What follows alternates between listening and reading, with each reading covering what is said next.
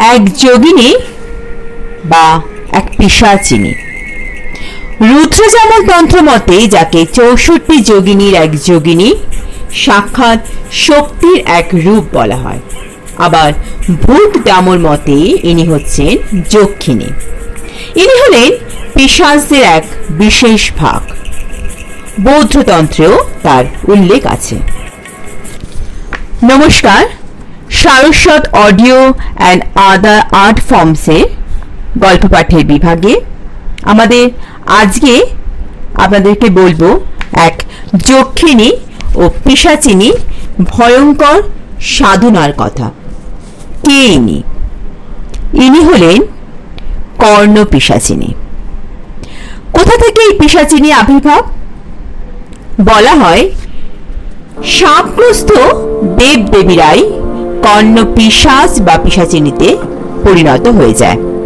কোনো ভীষণ রকম শাপগ্রস্ত হওয়ার পর যখন আর দেব বা দেবীর রূপ ধারণ করতে পারে না, তখনই এরা পিশাচ, পিশাচিনী বা যক্ষিণী হয়ে যায়, যার কাছে থাকে অদৃশ্য ও অসীম শক্তি।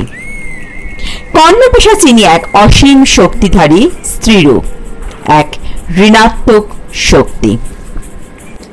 এর সংস্পর্শে আসা মানে ধ্বংসকে আহ্বান করা। তাহলে শুরু করছি আজকে আমাদের পর্ব। আশা করি আমাদের আজকের পর্ব আপনাদের ভালো লাগবে। ভালো লাগলে অবশ্যই লাইক করবেন, শেয়ার করবেন এবং নতুন শ্রোতা বন্ধু হলে অবশ্যই চ্যানেলটি সাবস্ক্রাইব করে পাশে থাকা বেল আইকনটি প্রেস করে দেবেন। শুরু হচ্ছে আজকের পর্ব। কর্ণ পিশাচিনী। মদ, মাংস ও যৌনতা সহযোগে এই পিশাচিনীর সাধনা করা হয়, যা অতি ভয়ানক ও নিম্নতর সাধনা। এখন প্রশ্ন হলো, কেন এই পিশাচিনীর সাধনা করা হয় এবং কেন এই সাধনাকে কর্ণ পিশাচিনী সাধনা বলা হয়? কর্ণ মানে কান, অর্থাৎ কানে শোনার হেতু যে সাধনা। কিন্তু কানে কানে কিছু বললে তো শোনার প্রশ্ন। কানে কানে ফিসফিস করে বলবে কে? না, এক পিশাচিনী। এই সাধনা করে সিদ্ধি পেলে এই কর্ণ পিশাচিনী যে কোনো মানুষের ভূত ও ভবিষ্যৎ ফিসফিস করে কানে কানে বলে দেন। সাধক অতি সহজেই যে কোনো মানুষের ভূত ও ভবিষ্যৎ সব জেনে যায়। কর্ণ পিশাচিনী সাধনার সমস্যা হচ্ছে যে এই পিশাচিনী একবার বলতে শুরু করলে আর থামতে চায় না। এই দেবীকে বশে রাখতে হয়, না হলে এই সাধকের মৃত্যুর কারণ হয়ে দাঁড়ায়। সাধক সহজে যে কোনো কাজের কি পরিণাম হতে চলেছে তা পূর্বেই জানতে পেরে যায়। তবে কর্ণ পিশাচিনী সাধনা খুব নিচু স্তরের সাধনা। সাধকের চেহারা কালো হয়ে যায়। বেশিরভাগ ক্ষেত্রেই অঘরী সম্প্রদায়ের সাধুরা এই সাধনা করে থাকেন। এই সাধনা ফলে হয় সিদ্ধি, নয় মৃত্যু।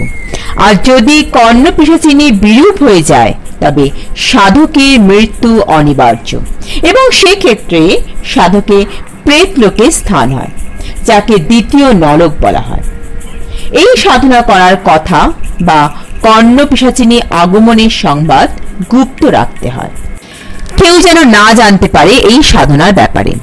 এই সাধন করার সময় বর্জ্য পদার্থ ভক্ষণ করাই রীতি, অর্থাৎ নিজের মল ও মূত্র ভক্ষণ করতে হয়।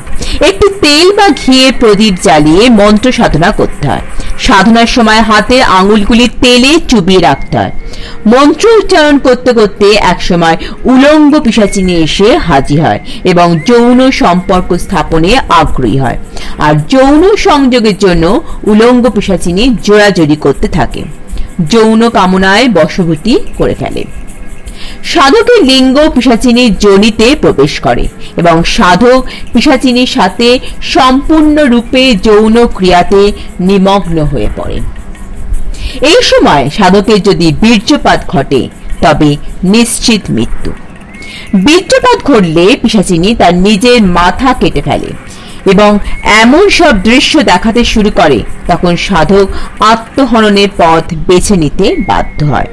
আর যদি সিদ্ধি হয় তবে প্রতি রাত্রিতে এই রতিক্রিয়া চলবে।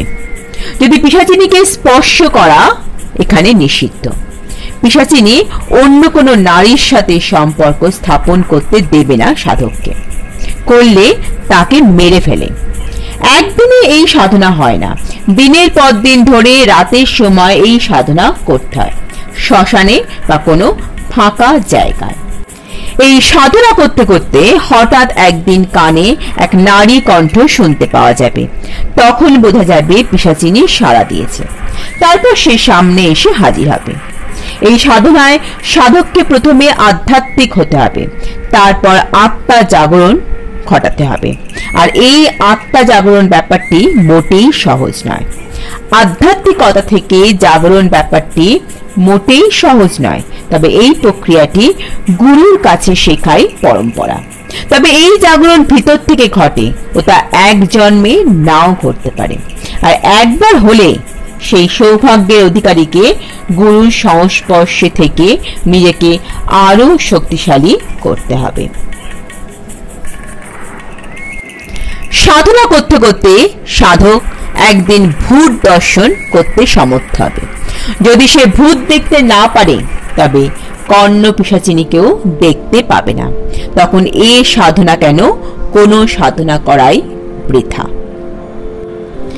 এই ধরনের আরো অজানা তথ্য যদি আপনারা জানতে চান তাহলে অবশ্যই আমাদের চ্যানেলটি সাবস্ক্রাইব করে পাশে থাকা বেল আইকনটি প্রেস করে দেবেন। আজকে পর্ব এখানেই শেষ করছি। আবার আরেকটি নতুন ধরনের অজানা তথ্য নিয়ে আপনাদের কাছে পরবর্তী পর্বে চলে আসব।